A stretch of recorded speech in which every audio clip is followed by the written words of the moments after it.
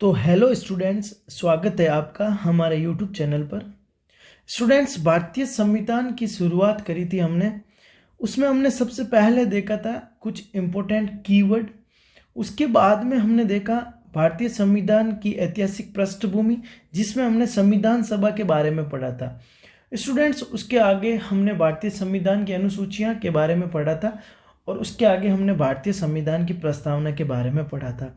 Students, आज हम भारतीय संविधान को शुरू करेंगे, जिसमें हम देखेंगे कि भारतीय संविधान में जो विभिन्न पद हैं, हमारे मौलिक अधिकार है, डीपीएसपी है, मौलिक कर्तव्य है, न्यायपालिका है, विधायिका है, कार्यपालिका है, उन सब के बारे में पढ़ेंगे।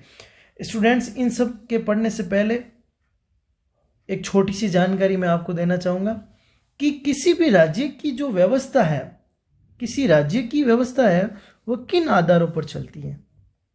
तो अब हेडिंग लगाइए, किसी राज्य की व्यवस्था, किसी राज्य की व्यवस्था के प्रमुख आधार, किसी राज्य की व्यवस्था के प्रमुख आधार। तो सबसे पहले देखिए, किसी भी राज्य की व्यवस्था 4 आधारों पर चलती है। किसी राज्य की व्यवस्था 4 आधारों पर चलती है।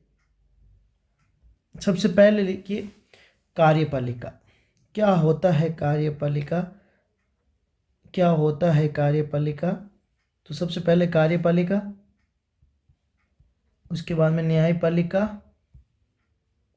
उसके बाद में विधायिका और उसके बाद में मीडिया। किसी भी देश की व्यवस्था को चलाने के लिए प्रमुख आधार है कार्यपालिका, न्यायपालिका, विधायिका और मीडिया। इस मीडिया के समांतर या समकक्ष हम एक शब्द और लिख सकते हैं, नौकरशाही, ब्यूरोक्रेट्स, जिसकी आप सभी तैयारी कर रहे हैं, नौकरशाही। तो स्टूडेंट, सबसे पहला आधार है कार्यपालिका, फिर न्यायपालिका, फिर विधायिका और फिर मीडिया। तो स्टूडेंट्स, जो कार्यपालिका है वह 2 चरणों पर काम करती है। ये भी 2 चरणों पर काम करती है, ये भी 2 लेवल पर काम करती है। तो इसका होता है एक संघ लेवल, एक होता है राज्य लेवल। यानी कि ये भी संघ में काम करती है। संघ मतलब कि सेंट्रल गवर्नमेंट, राज्य मतलब कि स्टेट गवर्नमेंट। उसी प्रकार ये सभी संघ और राज्य में कार्य करते हैं। जब आप एक बार ये पैराग्राफ, ये फ्लो चार्ट समझेंगे तो उसके बाद में हम भारतीय संविधान को जैसे जैसे पढ़ेंगे वो समझने में आसानी रहेगी। तो आइए सबसे पहले देखते हैं कि इन आधार का पहला आधार कार्यपालिका। तो हेडिंग लगाइए, कार्यपालिका। क्या होता है कार्यपालिका? स्टूडेंट्स, हम एक जनरल वे में देखें तो एक सेंट्रल गवर्नमेंट में कुछ पद होते हैं, जैसे कि राष्ट्रपति, उपराष्ट्रपति, प्रधानमंत्री, महान्यायवादी, महाधिवक्ता, महानियंत्रक, लेखा परीक्षक, attorney general, controller and auditor general. Students, जो ये विभिन्न पद होते हैं, जो चाहे सेंट्रल के हो चाहे स्टेट के हो, वह कार्यपालिका में सम्मिलित होते हैं। अब सेंट्रल पे एक संसद कार्य करती है। वो जो संसद है वो विधायिका का रूप है, व्यवस्थापिका का रूप है। और जो सेंट्रल में सुप्रीम कोर्ट होता है, स्टेट में हाई कोर्ट होता है, ये सभी न्यायपालिका है। तो आइए सबसे पहले देखते हैं कार्यपालिका। कार्यपालिका एक होती है संघ की कार्यपालिका, संघ की कार्यपालिका, एक होती है राज्य की कार्यपालिका। संघ की कार्यपालिका और राज्य की कार्यपालिका। संघ की कार्यपालिका जैसे कि राष्ट्रपति, राष्ट्रपति, उपराष्ट्रपति, उपराष्ट्रपति, प्रधानमंत्री, प्रधानमंत्री, प्रधानमंत्री, अटॉर्नी जनरल, महान्यायवादी, महान्यायवादी, महान्यायवादी, उसके बाद के नियंत्रक एवं महालेखा परीक्षक। उसी प्रकार कार्यपालिका, जो राज्य कार्यपालिका होती है, उसके पार्ट्स होते हैं, जैसे कि राज्यपाल। अब ये जो राज्यपाल पद है, जिस प्रकार सेंट्रल में राष्ट्रपति पद है, उसी के समान राज्य में राज्यपाल पद है। जिस प्रकार सेंट्रल में उपराष्ट्रपति पद है, उसके समान राज्य में कोई पद नहीं है। जिस प्रकार प्रधानमंत्री पद सेंट्रल में है, सेंट्रल कार्यपालिका का पद प्रधानमंत्री है, उसी प्रकार राज्य कार्यपालिका का पद, इसके समानांतर जो पद है वो मुख्यमंत्री पद है। जो महान्यायवादी है वहां पे महाधिवक्ता है। जहां जिस प्रकार कैग है उसी प्रकार सीजीए है। तो स्टूडेंट्स, अब हम भारतीय संविधान की शुरुआत करेंगे, वो सबसे पहले राष्ट्रपति पद से करेंगे। सबसे पहले हम पढ़ेंगे कार्यपालिका का सबसे पहला पद राष्ट्रपति। अब अगला चरण हम राष्ट्रपति के आगे उपराष्ट्रपति ना पढ़कर हम राष्ट्रपति का जो समकालीन पद या समानांतर पद जो राज्य में है, जैसे राज्यपाल, वह पढ़ेंगे। उसके बाद हम उपराष्ट्रपति पढ़ेंगे। सबसे पहले हम पढ़ेंगे ये, उसके बाद पढ़ेंगे हम राज्यपाल, उसके बाद हम उपराष्ट्रपति पढ़ेंगे ये। इसके समानांतर कोई पद नहीं है तो हमारा 4th नंबर पढ़ेंगे प्रधानमंत्री, उसके बाद मुख्यमंत्री, उसके बाद महान्यायवादी, उसके बाद महाधिवक्ता, उसके बाद कैग। उसी प्रकार हम हमारा जो सीरीज है, हमारा जो पढ़ने का तरीका वो भी इसी प्रकार रहेगा। कार्यपालिका के आगे होता है विधायिका या व्यवस्थापिका। अब अगली हेडिंग लगाइए, व्यवस्थापिका या विधायिका। विधायिका, ये जो विधायिका या व्यवस्थापिका होती है, व्यवस्थापिका, ये भी 2 चरणों पर काम करती है, एक सेंट्रल में और एक स्टेट में। संघ की व्यवस्थापिका और राज्य की व्यवस्थापिका। अब मैंने आपको पहले बताया कि संघ में एक व्यवस्थापिका में संसद कार्य करती है, संसद कार्य करती है, और यहाँ पर राज्य की राज्य विधानमंडल कार्य करती है, राज्य विधानमंडल कार्य करती है। अब जो यह संसद है उसके 3 सदन है, अब जो संसद है उसके 3 सदन है। उसी प्रकार जो राज्य विधानमंडल है उसके भी 3 सदन हैं। जो संसद है उसके पहला है लोकसभा, उसके बाद राज्यसभा और उसके बाद राष्ट्रपति, राष्ट्रपति। और जो राज्य विधानमंडल है उसकी है विधानसभा, विधानसभा, विधान परिषद, विधान परिषद और राज्यपाल। स्टूडेंट्स, जो ये विधान परिषद है ये जो भारत के सभी राज्यों में नहीं है, अर्थात विधानमंडल द्विसदन है लेकिन भारत के कुछ राज्य में ही। अब जो किस में है, किस में नहीं है, किस में है, किस में क्यों नहीं है, ये सब हम जब विधायिका पढ़ेंगे तो पढ़ेंगे। उसके आगे विधायिका के अगला फॉर्मेट होता है न्यायपालिका। न्यायपालिका, ये जो न्यायपालिका है ये भी 2 चरणों पर कार्य करती है, एक संघ की न्यायपालिका, एक राज्य की न्यायपालिका। संघ में कौन कार्य करता है? Supreme court. जो राज्य में कौन कार्य करता है? High court. स्टूडेंट्स, अब जो राज्य की व्यवस्था है वह 3 आधारों पर कैसे कैसे कार्य करती है उसके बारे में आप समझ चुके हैं। तो अब हम कैसे पढ़ेंगे इंडियन कॉन्स्टिट्यूशंस को, लक्ष्मीकांत को? तो सबसे पहले हम पढ़ेंगे कार्यपालिका। इन सब के खत्म होने के बाद हम मौलिक अधिकार, मौलिक कर्तव्य, राज्य के नीति निर्देशक तत्व, उनके बारे में पढ़ेंगे। तो सबसे पहले हम शुरुआत करेंगे कार्यपालिका से। कार्यपालिका में सबसे पहले पद पढ़ेंगे हम राष्ट्रपति। राष्ट्रपति, राष्ट्रपति। स्टूडेंट्स, राष्ट्रपति के बारे में हम सबसे पहले पढ़ना आज शुरू करते हैं। आज का जो ये हमारा लेक्चर है वो राष्ट्रपति पर रहेगा। अब ये जो राष्ट्रपति है वो कितने लेक्चर में खत्म होता है, कितने पार्ट्स में खत्म होता है, वो आप उसमें आप कंटिन्यू देखते रहिएगा। तो शुरुआत करते हैं हम राष्ट्रपति से। तो राष्ट्रपति, प्रेसिडेंट। तो स्टूडेंट, सबसे पहले लिखिए राष्ट्रपति के बारे में कुछ तथ्य। राष्ट्रपति भारत का प्रथम नागरिक होता है। भारत का प्रथम नागरिक राष्ट्रपति होता है। राष्ट्रपति देश का संवैधानिक प्रधान होता है। राष्ट्रपति देश का संवैधानिक प्रधान होता है। राष्ट्रपति देश का संवैधानिक प्रधान होता है। राष्ट्रपति का उल्लेख भाग 5 के अनुच्छेद 52 से 78 तक है। राष्ट्रपति पद का उल्लेख अनुच्छेद 52 में है। राष्ट्रपति पद का उल्लेख अनुच्छेद 52 में है। राष्ट्रपति पद का उल्लेख अनुच्छेद 52 में है। आगे देखिए, राष्ट्रपति संघ की कार्यपालिका का प्रमुख होता है। संघ की कार्यपालिका का प्रमुख होता है।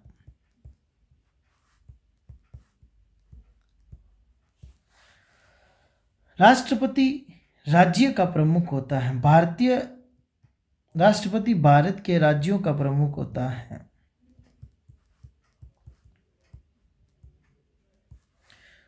राष्ट्रपति राष्ट्र की एकता, अखंडता और सुदृढ़ता का प्रतीक होता है। सुदृढ़ता का प्रतीक होता है। तो राष्ट्रपति भारत का प्रथम नागरिक होता है। राष्ट्रपति संवैधानिक प्रधान होता है। भाग 5 में इसका उल्लेख है। अनुच्छेद 52 में राष्ट्रपति पद का उल्लेख है। संघ की कार्यपालिका का प्रमुख राष्ट्रपति होता है और भारत के राज्यों का प्रमुख होता है और राष्ट्र की एकता, अखंडता और सुदृढ़ता का प्रतीक राष्ट्रपति होता है। अब हमने सबसे पहले पढ़ा कि राष्ट्रपति का उल्लेख अनुच्छेद 52 से, संघ की कार्यपालिका का अनुच्छेद 52 से 78 तक का इसका उल्लेख है। तो सबसे पहले पढ़ते हैं हम अनुच्छेद नंबर 52।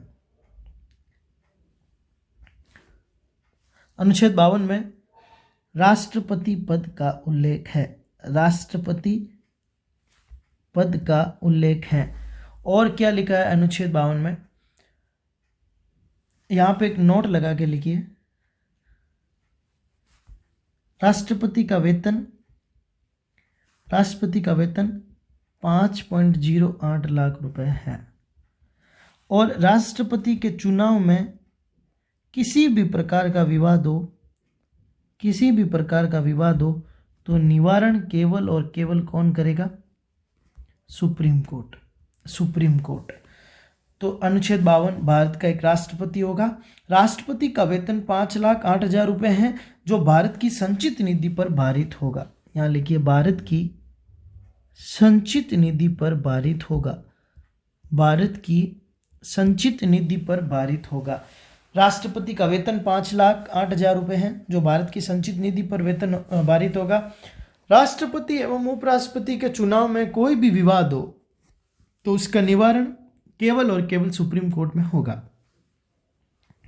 अब इसी के साथ देखिए राष्ट्रपति बनने की योग्यता, राष्ट्रपति पद की योग्यता। तो अब नेक्स्ट हेडिंग लगाइए, राष्ट्रपति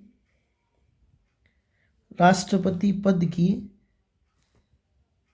योग्यता। राष्ट्रपति पद की योग्यता सबसे पहले लिखिए इसमें, वह भारत का नागरिक होना चाहिए। भारत का नागरिक होना चाहिए।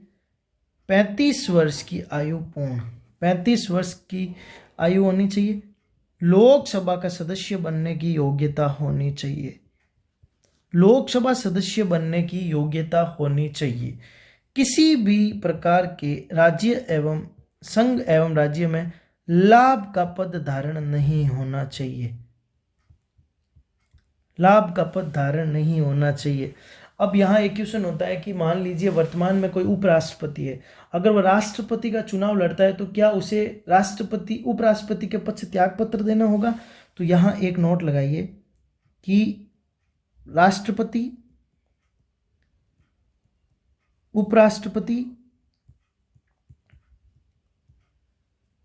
राज्यपाल एवं राज्य एवं संघ के मंत्री का पद लाभ का पद नहीं होगा। लाभ का पद नहीं होगा। तो स्टूडेंट्स, राष्ट्रपति पद की योग्यता, राष्ट्रपति पद की योग्यता, भारत का नागरिक होना चाहिए, 35 वर्ष की आयु पूर्ण होनी चाहिए, लोकसभा का निर्वाचन होने की योग्यता होनी चाहिए, लाभ का पद धारण नहीं होना चाहिए, राष्ट्रपति, उपराष्ट्रपति, राज्यपाल, मंत्री लाभ का पद नहीं माना जाएगा। राष्ट्रपति पद की योग्यता का उल्लेख आर्टिकल 58 में दिया गया है। आर्टिकल 58 में, आर्टिकल 58।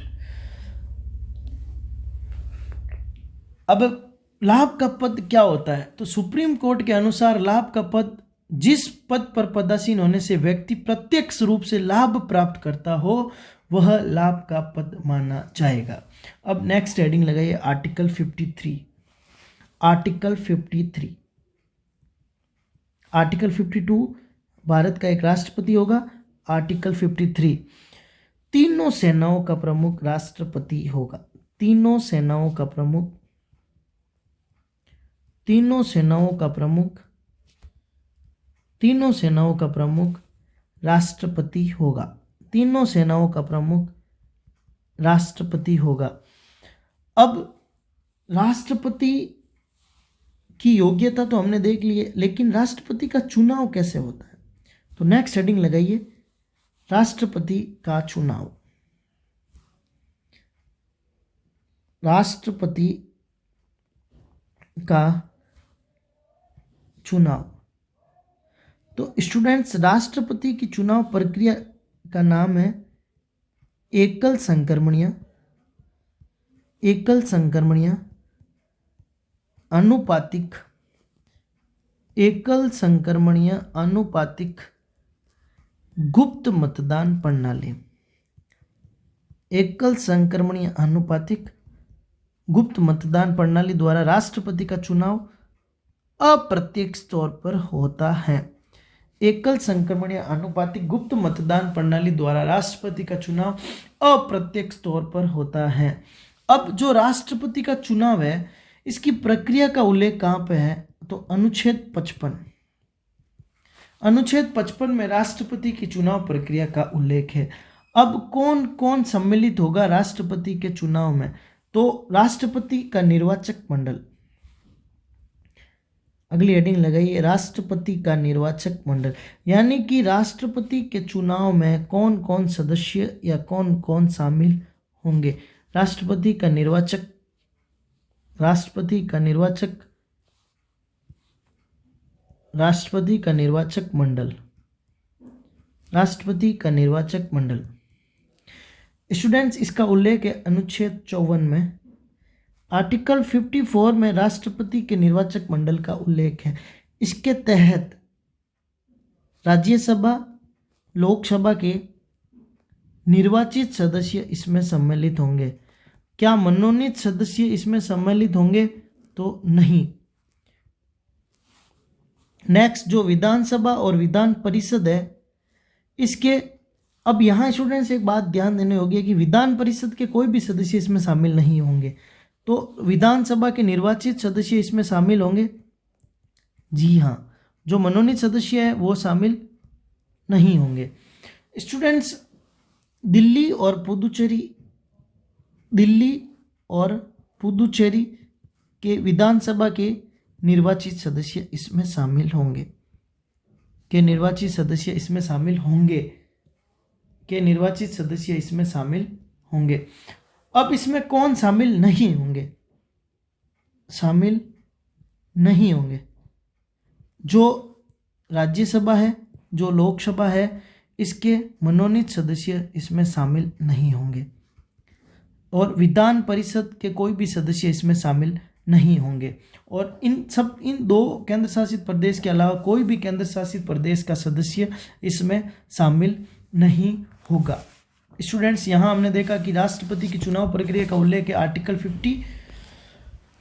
55 एकल संक्रमणीय अनुपातिक गुप्त मतदान प्रणाली। अनुच्छेद 54 में राष्ट्रपति के निर्वाचक मंडल का उल्लेख है, और जिसमें हमने देखा कि राज्यसभा, लोकसभा के सदस्य इसमें सम्मिलित होंगे। निर्वाचित सदस्य, विधानसभा के निर्वाचित सदस्य, दिल्ली और पुदुचेरी के निर्वाचित सदस्य। स्टूडेंट्स, यहाँ क्वेश्चन बनता है कि राष्ट्रपति की चुनाव प्रक्रिया में विधानसभा शामिल क्यों होती है? विधानसभा शामिल क्यों?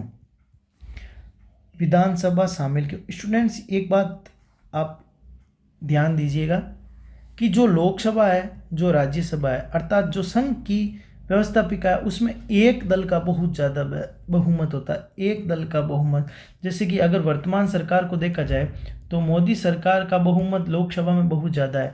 अगर राष्ट्रपति का चुनाव केवल संघ की कार्यपालिका करती तो जो एक दल का बहुमत है उसका पलड़ा एक तरफ भारी होता। इसी कारण विधानसभा को इसमें शामिल किया गया। अर्थात हम कह सकते हैं कि संघ की कार्यपालिका में एक दल का बहुमत ज्यादा होने के कारण विधानसभा के सदस्यों को भी राष्ट्रपति के चुनाव में शामिल किया जाता है। अब एक क्वेश्चन यहाँ पे है कि राष्ट्रपति का चुनाव प्रत्यक्ष तौर पर क्यों नहीं होता, हम क्यों नहीं चुनते? राष्ट्रपति का चुनाव अप्रत्यक्ष तौर पर ही क्यों होता है?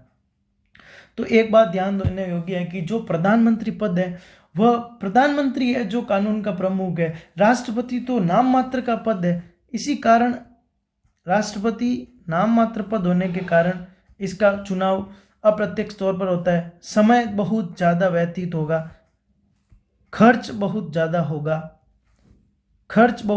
होगा, हितों का टकराव होगा। हितों का टकराव कैसे? जैसे कि अब राष्ट्रपति एवं प्रधानमंत्री दोनों अगर जनता द्वारा चुनकर जाएंगे तो शक्तियों के रिलेटेड इनमें टकराव होगा। तो इन्हीं हितों के टकराव से बचने के लिए राष्ट्रपति का चुनाव अप्रत्यक्ष तौर पर करवाया जाता है। अब स्टूडेंट्स देखिए, राष्ट्रपति पद का जो उम्मीदवार होगा, राष्ट्रपति पद का अगर कोई उम्मीदवार होगा, राष्ट्रपति पद के उम्मीदवार के लिए 50 सदस्यों का प्रस्तावक होना चाहिए। 50 सदस्य का प्रस्तावक और 50 सदस्य का अनुमोदक होना चाहिए। प्रस्तावक एवं अनुमोदक 50-50 सदस्यों के होंगे, वही सदस्य राष्ट्रपति पद का उम्मीदवार हो सकता है। यहाँ लिखिए एक नोट, भारत में एक व्यक्ति एक बार से अधिक राष्ट्रपति बन सकता है, एक बार से अधिक, जबकि अमेरिका में एक व्यक्ति 2 बार, जबकि अमेरिका में एक व्यक्ति 2 बार ही राष्ट्रपति का उम्मीदवार बन सकता है। तो स्टूडेंट्स अगर अब एक शुरुआती तौर से वापस देखें तो आर्टिकल 52 हमने देखा भारत का राष्ट्रपति होगा। आर्टिकल 53 तीनों सेनाओं का प्रमुख राष्ट्रपति होगा। आर्टिकल 54 राष्ट्रपति के निर्वाचन में शामिल होने वाला निर्वाचक मंडल। आर्टिकल 55 राष्ट्रपति की चुनाव प्रक्रिया। अब देखते हैं आर्टिकल 56। आर्टिकल 56 इसमें है लिखा है राष्ट्रपति की शपथ का उल्लेख है, अर्थात राष्ट्रपति शपथ का उल्लेख नहीं है, राष्ट्रपति के कार्यकाल का उल्लेख है कि राष्ट्रपति शपथ लेने के पश्चात 5 वर्ष तक अपने पद पर बना रहेगा। 5 वर्ष तक अपने पद पर बना रहेगा। राष्ट्रपति अपने पद पर तब तक बना रहेगा जब तक उसका अगला उत्तराधिकारी शपथ ना ले। अब राष्ट्रपति कार्यकाल से पूर्ण जब अपनी त्याग पत्र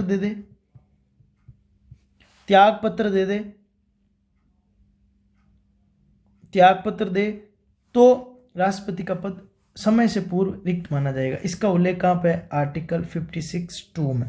आर्टिकल 56(2) में।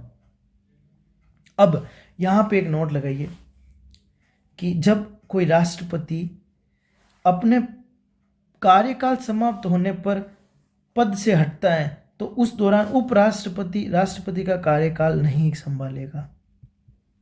लेकिन जब राष्ट्रपति की मृत्यु हो जाती है या राष्ट्रपति त्याग पत्र दे देता है, ऐसी परिस्थिति में उपराष्ट्रपति 6 माह के लिए राष्ट्रपति के पद का निर्वहन करेगा। और राष्ट्रपति को शपथ कौन दिलाता है? तो राष्ट्रपति को शपथ सुप्रीम कोर्ट के मुख्य न्यायाधीश द्वारा दिलाई जाती है। राष्ट्रपति को शपथ सुप्रीम कोर्ट का मुख्य न्यायाधीश दिलाता है। आर्टिकल 60 अनुच्छेद 60 एवं राष्ट्रपति विधि का संरक्षण, परिरक्षण एवं प्रतिरक्षण की शपथ लेता है। अब कोई भी व्यक्ति एक बार से अधिक राष्ट्रपति बन सकता है। इसका उल्लेख कहाँ पे है? अनुच्छेद 57। और अनुच्छेद 57 में एक बार से ज़्यादा के लिए अर्हता, एक बार से ज़्यादा राष्ट्रपति बनने के लिए अर्हता। एवं अब आपको पता है कि एक शब्द होगा महाभियोग, यानी कि राष्ट्रपति जब संविधान का अतिक्रमण करता है या अपने अधिकार से क्षेत्र से बाहर जाकर कार्य करता है तो उसको उसके पद कार्यकाल समाप्त होने से पहले ही उसको अपने पद से हटाया जा सकता है। ऐसे को कहते हैं राष्ट्रपति पर महाभियोग चलाना। राष्ट्रपति पर महाभियोग जिन आधारों से चलाया जाता है, जिन आधार पर राष्ट्रपति पर महाभियोग लगाया जा सकता है, उन आधार का उल्लेख है आर्टिकल 57 में। लेकिन महाभियोग जिस प्रक्रिया द्वारा चलाया जाएगा उस प्रक्रिया का उल्लेख है आर्टिकल 61 में। तो यानी कि कह सकते हैं हम राष्ट्रपति पर महाभियोग के रिलेटेड 2 अनुच्छेद है, आर्टिकल 57 और 61। अब राष्ट्रपति पर महाभियोग चलाने से 14 दिन पूर्व राष्ट्रपति को जानकारी देनी होगी। अब जो राष्ट्रपति पर महाभियोग है उसको चलाने के लिए 1/4 सदस्यों द्वारा प्रस्ताव लाना चाहिए। अब वो प्रस्ताव किसी भी सदन में रखा जा सकता है, लेकिन वो 2/3 बहुमत से पारित होना चाहिए। एक सदन से पारित होने के पश्चात जब अगले सदन में जाता है तो अगला सदन उस पर कमेटी बनाकर जांच भी करवा सकता है एवं उस प्रस्ताव को 2/3 बहुमत से पारित भी कर सकता है। जब दोनों सदन से 2/3 बहुमत द्वारा पारित होता है तो राष्ट्रपति का पद रिक्त माना जाएगा। तो सवाल है कि क्या आज तक किसी भी राष्ट्रपति पर महाभियोग चलाया गया है? तो नहीं, वर्तमान में किसी भी यानी कि आज तक किसी भी राष्ट्रपति पर महाभियोग नहीं चलाया गया है। अब देखते हैं कि संविधान के अतिक्रमण करने पर राष्ट्रपति पर महाभियोग चलाया जाता है, ये तो मैंने आपको बता दिया। स्टूडेंट्स अब देखते हैं एक बार वापस कि हमने राष्ट्रपति रिलेटेड अभी तक क्या क्या पढ़ा है। आर्टिकल 52 में हमने पढ़ा है कि भारत का एक राष्ट्रपति होगा। अनुच्छेद 53 में हमने तीनों सेनाओं का प्रमुख राष्ट्रपति होगा। आर्टिकल 54 राष्ट्रपति का निर्वाचक मंडल। आर्टिकल 55 राष्ट्रपति की चुनाव प्रक्रिया। आर्टिकल 56 राष्ट्रपति का कार्यकाल। 57 पुनर्निर्वाचन के लिए पात्रता एवं महाभियोग का आधार। आर्टिकल 58 में राष्ट्रपति के लिए अर्हताएं पड़ी थी, योग्यताएं, और आर्टिकल 59 में राष्ट्रपति के लिए कुछ शर्त हैं। 59 में कुछ शर्त क्या है कि राष्ट्रपति जब बनता है तो वह लोकसभा एवं राज्यसभा के सदस्य नहीं होना चाहिए। अगर वह सदस्य होता है तो उसे वहां से त्यागपत्र देना होगा एवं वह किसी भी लाभ के पद पर धारण नहीं होना चाहिए। आर्टिकल 60 राष्ट्रपति की शपथ का उल्लेख है। आर्टिकल 61 में राष्ट्रपति पर महाभियोग प्रक्रिया है। अब जो टेम्परेरी प्रेसिडेंट बनता है, जब राष्ट्रपति त्यागपत्र देता है या फॉरेन टूर पर होता है तो उपराष्ट्रपति उस पद को धारण करता है। इसका उल्लेख आर्टिकल 62 में है। स्टूडेंट्स अब हम पढ़ते हैं राष्ट्रपति की शक्तियां। राष्ट्रपति की शक्तियां सबसे इंपॉर्टेंट हमारे लिए होगा राष्ट्रपति की शक्तियां। स्टूडेंट्स राष्ट्रपति की शक्तियों में सबसे पहले पढ़ेंगे हम राष्ट्रपति की कार्यकारी शक्तियां। राष्ट्रपति की कार्यकारी शक्तियां। सेकंड नंबर पे हम पढ़ेंगे राष्ट्रपति की विधायी शक्तियां। राष्ट्रपति की विधायी शक्तियां। उसके बाद हम पढ़ेंगे राष्ट्रपति की वित्तीय शक्तियां। राष्ट्रपति की वित्तीय शक्तियां। उसके बाद हम पढ़ेंगे राष्ट्रपति की न्यायिक शक्तियां। राष्ट्रपति की न्यायिक शक्तियां। उसके बाद हम पढ़ेंगे राष्ट्रपति की कूटनीति शक्तियां। राष्ट्रपति की कूटनीति शक्तियां। उसके बाद हम पढ़ेंगे राष्ट्रपति की सैन्य शक्तियां। सैन्य शक्तियां। और उसके बाद हम पढ़ेंगे राष्ट्रपति की आपातकालीन शक्तियां। आपातकालीन शक्तियां, इसमें 3 आपातकाल का उल्लेख होगा। राष्ट्रीय आपातकाल, राष्ट्रीय आपातकाल, राष्ट्रपति शासन और वित्तीय आपातकाल। तो स्टूडेंट्स जो राष्ट्रपति की शक्तियां हैं उन्हें हम अगले लेक्चर में देखेंगे। आज के इस लेक्चर में हमने आर्टिकल 52 से लेकर आर्टिकल 62 तक पढ़ा है, जिसमें हमने राष्ट्रपति की शक्तियां, राष्ट्रपति की अर्हताएं, राष्ट्रपति का निर्वाचक मंडल, इन सभी के बारे में हमने पढ़ा था। राष्ट्रपति की शक्तियां हम अगले लेक्चर में पढ़ेंगे। आज के इस लेक्चर को एक बार पुनः देखकर नोट्स बनाइए और आपके पास जो ऑथेंटिक बुक है उन्हें एक बार राष्ट्रपति की शक्तियों को छोड़ के बाकी जो राष्ट्रपति है उसके बारे में पढ़िए और जो भी डाउट हो वो हमें कमेंट बॉक्स में ज़रूर पूछे। तो मिलते हैं हम हमारे अगले लेक्चर में। और आप इस जो इंडियन कॉन्स्टिट्यूशन की सीरीज़ है इसके साथ अंत तक जुड़े रहिए ताकि आपकी इंडियन कॉन्स्टिट्यूशन से रिलेटेड जो भी प्रॉब्लम्स है वो आप समझ सके।